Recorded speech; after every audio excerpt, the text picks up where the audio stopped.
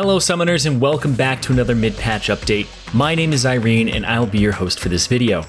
As promised in our initial patch rundown, we're here again to bring you guys an update on what's going down this patch. We're always keeping an eye on various pieces of data so that we can update you guys on fresh statistics and to let you know what you should be playing and watching out for. Moving forward though, help me out and answer our question of the day. What's your favorite trivia fact about League of Legends, or any Riot game for that matter? I think it's super funny that Corki's ship is actually called the Reconnaissance Operations Front Line Copter, or Rafflecopter for short. Or did you know that Zyra, Cassiopeia, Elise, Shyvana, and Fiora all share the same voice actor? Or did you know that Zack's sound effects were made by filling a condom with dog food and smacking it against a wall? Let me know your answers down below. With that out of the way though, let's move on to our mid-patch update. First up, let's run through the top lane. Before we talk about anything else, I want to apologize to every top laner for what we're about to say. Maokai is absolutely insane right now. Yes, he's actually S+ tier. That's a big yikes, but that's just how it is. We got rid of Ornn, but a big tree has sprouted to take his place. While Maokai has been slowly emerging as a devastating force on Summoner's Rift, some minor shifts over the last few patches have definitely paved the way for him. Some examples are the Wukong nerfs as well as Sanguine Blade buffs this patch, which have shifted the meta a bit. It's much harder to play a Juggernaut in the top lane now, as ranged top laners are better able to take advantage of Sanguine Blade to bully out their opponents. Thus, it's much safer to pick Maokai, as people are playing his hard counters a lot less than before. Since we already mentioned him, let's talk about our S+ and S tiers. In our S+ tier, we have Darius, Fiora, Wukong, and Maokai like we just said. Wukong did receive those nerfs, but he's still kicking and dominating as a top laner. While his win rates have dropped about 2%, he's still comfortably at just below a 52% win rate, alongside an insanely high ban rate to back it up. In other words, he went from mega broken to just a little broken. In our S tier, we have Mordekaiser, Shen, Kled, Jax, and two new members, Urgot and Nasus. However, these last two picks are targeted at the majority of the player base, aka the players in gold and below. Urgot is currently the most dominant top laner when taking into consideration every ranked game played this patch. In high elo, he's a solid pick, but don't get me wrong, his strength is absolutely obscene in low elo. His highest win rate is actually in bronze, where he holds a 54% win rate. Insane is an understatement. If you're trying to make that ranked push in low elo, you definitely want to pick up Urgot. He's not the easiest champion, but definitely not the hardest either. Nasus is kind of in that same boat. We've been talking about him non-stop, and he's a low elo monster as well. Without jungle assistance, shutting down Nasus can be challenging, and thus he's rather difficult to counter. And relative to the number of games played this patch, Quinn has seen a huge increase in her play rate. The buff she received alongside the Sanguine Blade buff have shifted players' attention toward her, and she's been doing pretty well for herself. It definitely feels like she's a feast or famine type champion though, so it's ideal to play her in winning matchups only. And Gnar's buffs have boosted his win rate a bit, but he's unfortunately still not strong enough to move up the tier list. Next, let's run through the jungle. So who won this patch in the jungle? I don't really think I need to tell you. I'm sure most of you guys already know. It's Kayn. His win rate has climbed 4%. 4% off of a single buff. That's ridiculous. Now, side note, Red Kayn is seeing more success at the moment, which definitely makes sense considering that the lowered cooldown of his Q means that he has more sustain to work with at all stages of the game. Kayn clears the jungle quickly as well. We need to throw it back to patch 10.8 for a second because power farming the jungle was buffed a little bit during that cycle. The stars have basically aligned for Kayn, and we're placing him in our S tier, especially against stubborn players who refuse to buy grievous wounds against him. Kayn's oppressive drain tank form proves to be too much for his competition. We'll continue monitoring him because we expect his win rate to continue climbing as players get some more practice on him, while rusty veterans get accustomed to him once again. We've made a couple of various shifts on our tier list this patch, so first up, let's talk about our S+ tier. We've introduced Graves. His dominance in the jungle isn't exclusive to high elo anymore. Graves is succeeding at all ranks aside from Iron. As predicted, as players are getting more practice on him, he's pumping out really solid results. Aside from him, we also have Fiddlesticks, Zack, and Wukong. Now, while Wukong did receive nerfs like we said before, he's still doing great in the jungle, just like in top lane. Fiddlesticks is also demolishing his competition as well.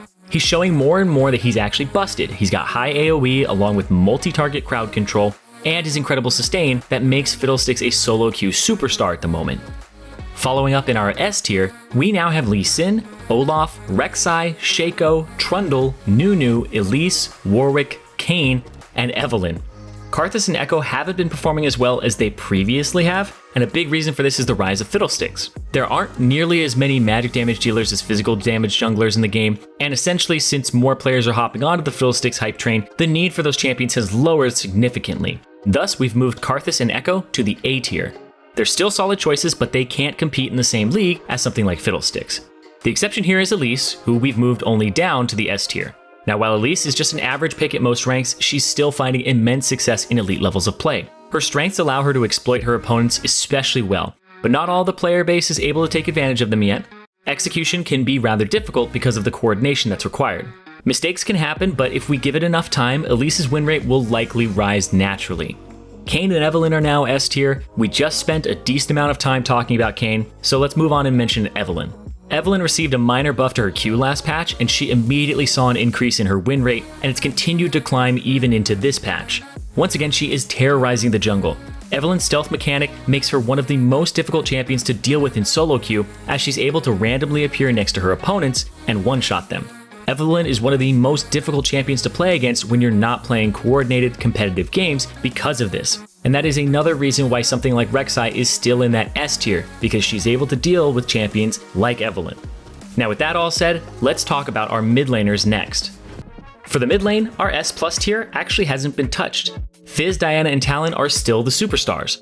They're the pop-off type champions who are the driving forces of the mid lane. Their win rates aren't tapering one bit, and they've been incredibly strong picks for several patches now. And it still looks like they aren't going anywhere. In the S tier, we have Kassadin, Katarina, Echo, Cassiopeia, Vladimir, Zed, Yasuo, Sylas, and Galio. Galio's presence on Summoner's Rift has been increasing day by day. He's regarded by many high elo players as an overwhelming pick right now. His crowd control, high damage output, and team utility allow him to hard carry his teammates to victory. Especially in Korea, Galio's popularity has been on the rise immensely, and it's something that we're going to have to monitor.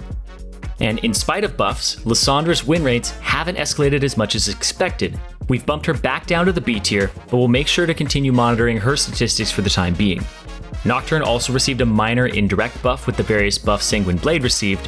His win rate has actually remained about the same in mid lane though, so we're also keeping him in the A tier. Now let's move forward and we'll run through the bottom lane. Our bot lane tier list actually features very few changes, as there weren't any direct balance changes targeted at bot laners this patch.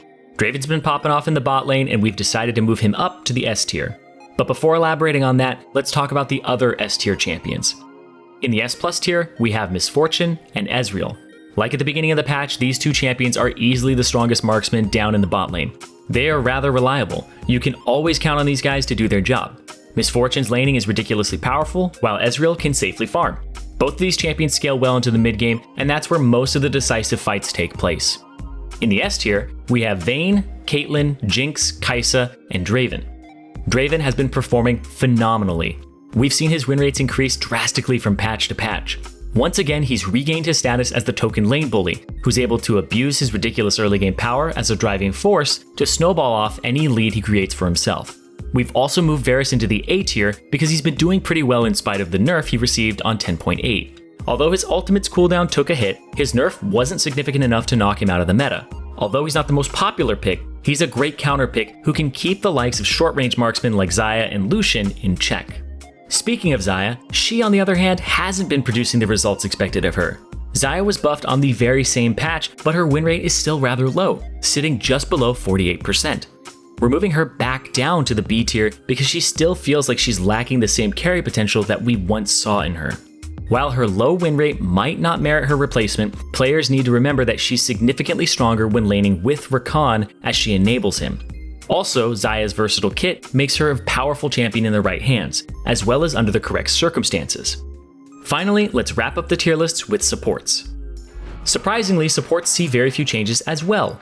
Nami and Bard received nerfs this patch, so let's start by talking about them. To keep it short, Bard was relatively unaffected by his nerfs.